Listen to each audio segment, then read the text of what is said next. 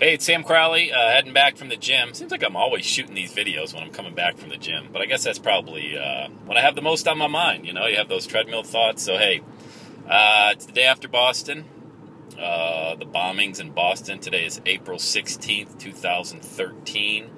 What a crazy world we live in, man. You know, what an absolutely crazy world we live in. It's just, I was glued to the TV probably way too much, like most people around the world, watching, trying to figure it out and what's going on and all the, the misinformation, which seems to be 90% of it coming out of there. But then also, again, I'm not a professional, reporter, and I'm not here to, I'm certainly not a therapist by any stretch, but this is just raw emotions, man. What I'm thinking the day after, and it's very similar to the day after 9/11, although, thankfully the casualties weren't nearly that number, but still, as far as today, you've got 3 people that are known dead. One's an 8-year-old, which is just, having an 8-year-old daughter myself is just, you can't even imagine that.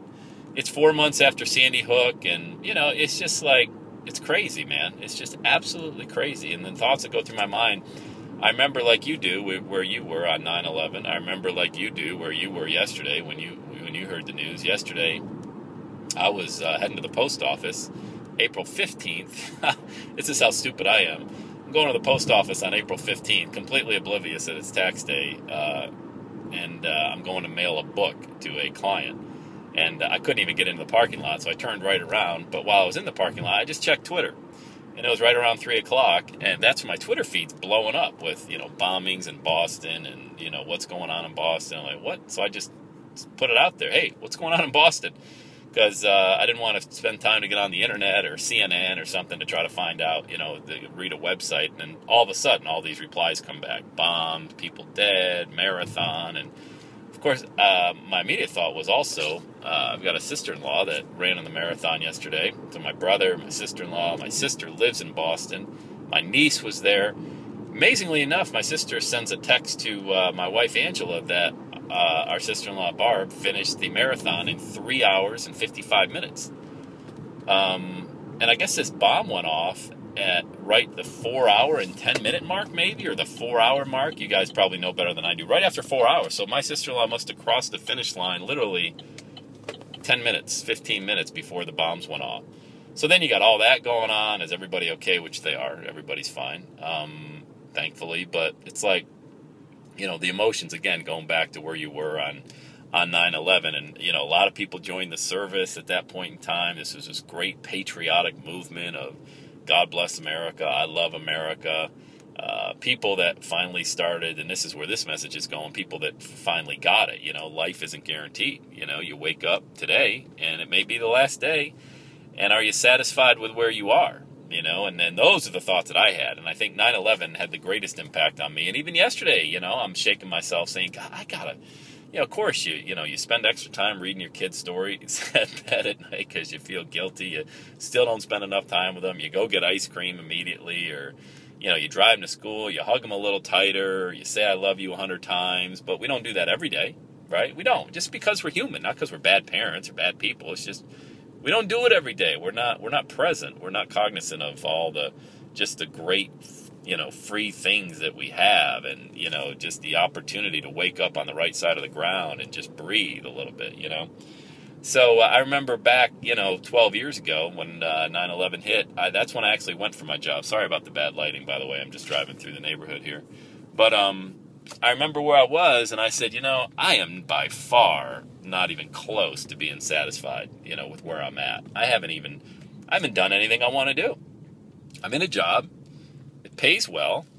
I'm healthy, kind of. I mean, I wasn't a gym rat like I am now, which is another impact I had on my life. I just said, okay, if it's going to happen, man, I got to really do something, because there's 3,000 people dead. This was back in New York City in September of 2011. There's 3,000 people dead.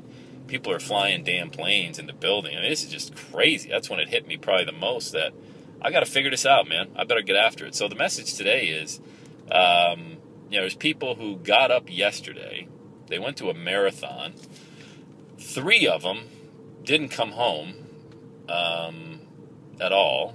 150 or so right now, and that's just a rough number, are significantly injured. Like, they were talking about limbs being blown off, and I mean, damn, it's just crazy. So their lives are completely altered forever, right? And then you've got the families of those people, of people that died, people that were injured. I mean, extended families, and they're impacted forever. And then you've got a segment of the population that's just scared. They lock their doors even tighter at night. They're afraid to go to an event. I'm going to an event in Chicago this week where there's going to be 5,000 people. My wife is worried sick. I have no worries about it, but it's just, she worries. She's not going to sleep the whole time I'm gone. Kids worry. How do you explain this to your kids? They're like, Dad, where are you going? What are you doing? And so you've got one segment of the population that's just worried. Then you've got another segment of the population that's angry. And, they see people who look like people who may be bombers, and they judge them right away. And, it's just, it adds a lot of stuff to everybody's life. So, where my thoughts are today, obviously they're all over the place, right? Because you can tell. But I do have one focused thought today, and coming off of yesterday, what happened in Boston. And my focused thought for today is to do even more with my life, and encourage you to do even more with your life than you even thought you could do, because when you run around afraid and fearful and worry, and it's so much wasted energy, I mean, even if yesterday, take the example that happened in Boston, even if we tried to prevent everything that could have possibly happened, and we worried and worried and worried, still, something, if it's going to happen, it's going to happen. You be vigilant, you keep your eyes open, you see something, you say something. But more importantly, with you that's watching this video, what are you going to do today, and what are you going to do moving forward that's different as a result that happened in Boston? Maybe you're going to spend more time with your family. Maybe you're going to hug your kids a little tighter. Maybe you're going to tell your spouse that you love them, or your significant other that you love them. Maybe, this is the kick in the ass that you needed to say, wow, what if I was at that event yesterday and I didn't come home except in a pine box? Those are thoughts that nobody wants to think about, but at some point in time, there's going to be a day that you just don't wake up. And, that's just the way it happens. You ain't going to avoid it, So think about what happened. I mean, we certainly, we pray for the families, and our heart goes out to those people. It just, God, I didn't even sleep well at all last night. My wife and I were up talking, we're watching the news, and we didn't really sleep well because we worry more for our kids. Like, what world are they going into now? What's the world that we're going to leave behind for our kids when they're our age? And sometimes it's pretty damn scary, but you can't live your life afraid. And after 9/11, man, I said, I'm going for it. I don't know what I'm going for, but I'm going for it. And so, 12 years later, thankfully, my life doesn't even look. My life today compared to 9/11, it ain't even. Aside from the fact my name's still Sam Crowley, I think that's the only thing that's even remotely close. I had a 6-month-old daughter at the time. Now I've got 3 girls under the age of 12. I run my own business, and my life is so different. And I'm happy. So I encourage you to do the same. Turn your life upside down in a good way.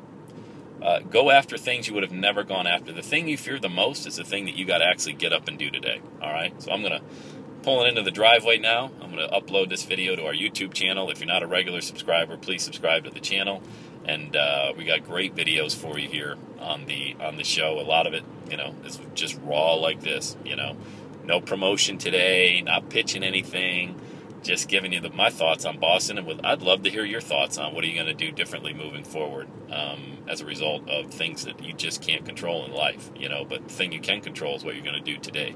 What are you going to do? I'd love to know. Let us know. Sam Crowley signing off. Have the best day ever.